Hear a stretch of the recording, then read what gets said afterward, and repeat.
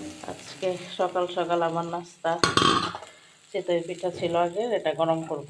গরম করে দেখি তরকারি আছে ওটা দিয়ে খাবো, না হলে ক্ষীর রান্না করছিলাম ওটা দিয়ে খাবো। পিঠাগুলো শক্ত হয়ে গেছে, একটু পানি দিয়ে ঢেকে দেব, তাহলে হচ্ছে নরম হবে। আর এই চুলায় চা বানায় রাখছি,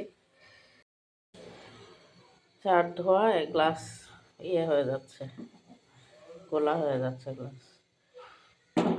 চা একটু কড়া করলাম, সকাল সকাল চা করা না হলে ভাল লাগে না।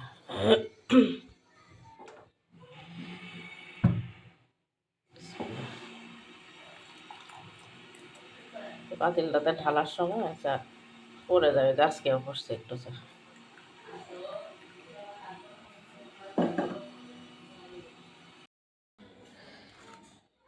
আমার নাস্তা রেডি।